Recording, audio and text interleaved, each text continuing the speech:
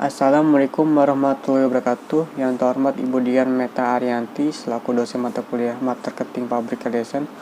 Perkenalkan, nama saya Iqbal Maulana. Saya mahasiswa dari Fakultas Ilmu Sosial dan Ilmu Politik, Prodi Ilmu Komunikasi dengan NPM 203516516049. Di sini saya akan mempresentasikan mengenai PPT saya, yaitu yang berjudul Marketing and Buying Behavior in New Era. Video ini saya buat untuk memenuhi ujian akhir semester saya pada mata kuliah Marketing Public Relation.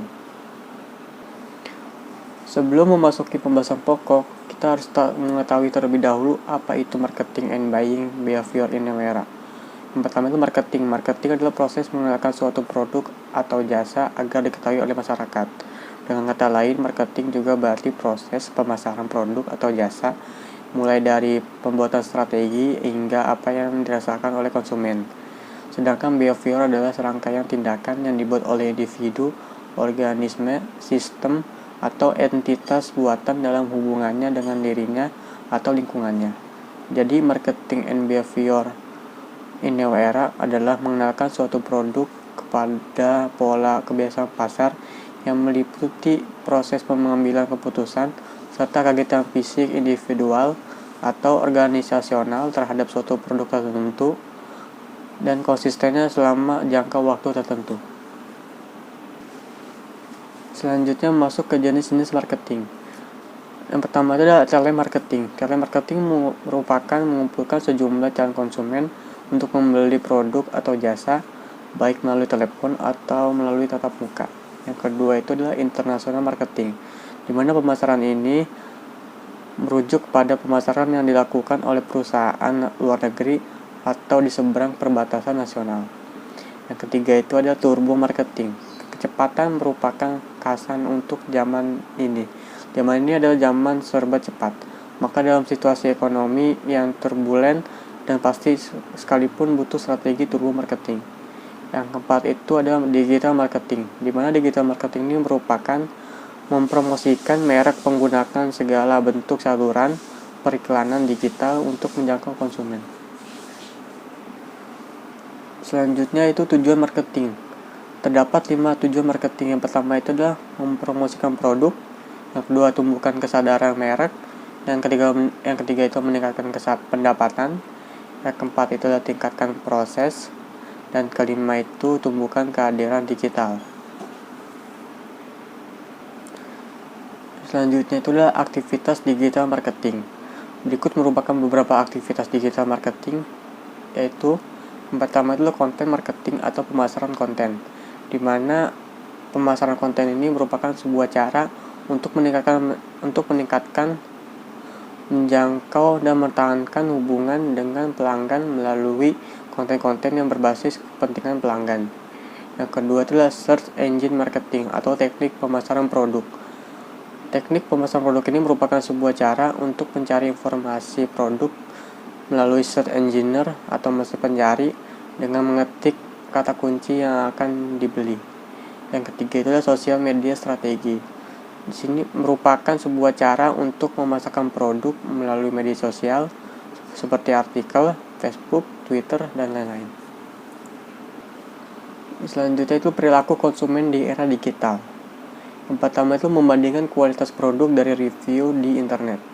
Biasanya para konsumen lebih dulu mencari tahu kualitas dari produk yang dibutuhkan dari review yang ada di internet, seperti melihat media sosial atau kolom testimonial yang terdapat pada toko online. Yang kedua itu utamakan kemudahan pemesanan dan pembayaran. Dalam hal ini, kemudahan pemesanan dalam metode pembayaran yang disediakan oleh sebuah brand sangat mempengaruhi perilaku konsumen, di mana semakin mudah maka akan semakin membuat konsumen terpengaruh. Yang ketiga itu menyukai personalisasi, bahwasanya melalui produk atau layanan yang telah disesuaikan dengan kebutuhan pelanggan, maka kita bisa memberikan kepuasan tersendiri sehingga berdampak pada loyalitas pelanggan tersebut. Dan terakhir itu keempat itu tidak ingin tertinggal hype atau tren, bahwasanya hal ini sering terjadi pada generasi milenial yang cenderung selalu ingin terlihat up to date agar mereka tidak tertinggal hype atau segala sesuatu yang sedang menjadi trending topik. Dan selanjutnya itu pengaruh revolusi digital terhadap pemasaran dan perilaku konsumen. Seiring berjalannya dengan waktu, revolusi industri terus mengalami perkembangan. Kini perindustrian dan manufaktur dunia telah menghadapi revolusi berikutnya, yakni revolusi industri keempat atau revolusi digital, di mana di era ini diwarnai oleh munculnya berbagai dan perubahan yang terjadi dalam teknologi yang mengakibatkan dampak terhadap berbagai bidang. Salah satunya adalah aspek pemasaran. Pemasaran saat ini sudah beralih dari konsep pemasaran tradisional menjadi pemasaran digital, di mana perdagangan sudah mencapai hitungan detik karena segala transaksinya dilakukan secara online dengan bantuan internet. Revolusi digital turut mengubah perilaku konsumen terhadap pemasaran. Perubahan perilaku konsumen tersebut terlihat dari cara mereka mencari, membayar, menggunakan, hingga membuang barang-barang yang dibeli setelah dikonsumsi. Selanjutnya itu contoh kasus. Di sini saya akan mengambil contoh kasus dari Matahari Mall. Matahari Mall merupakan salah satu brand e-commerce terbesar dan terdepan di Indonesia, yang mana tujuan mereka adalah ingin selalu menginspirasi konsumen mereka agar mencapai tujuan mereka. Matahari Mall terhubung dengan gabungan penulis dan managing editor yang berpengalaman di berbagai bidang jurnalistik di jaring Getcraft untuk membuat lebih dari 40 artikel per bulannya, di mana artikel tersebut terdiri dari topik-topik terkini seputar fashion, kecantikan, teknologi, gaya hidup, hobi, hingga home and living untuk pasar pria atau wanita.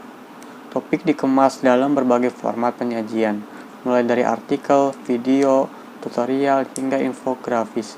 Selain itu, melalui channel ini, mereka menyajikan konten untuk membantu konsumennya terkait keputusan berbelanja, sekaligus juga mendominasi SEO di berbagai kategori produk retail.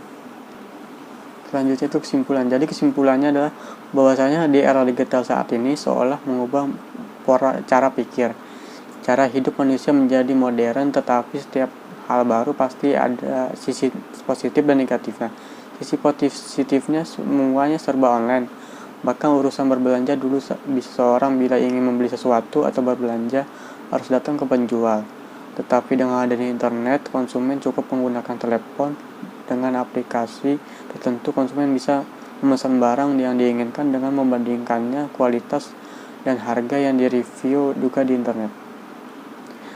Kemudahan pemesanan dan pembayaran yang ada juga membuat para pemasar lebih kreatif membuat strategi untuk menarik minat para konsumen.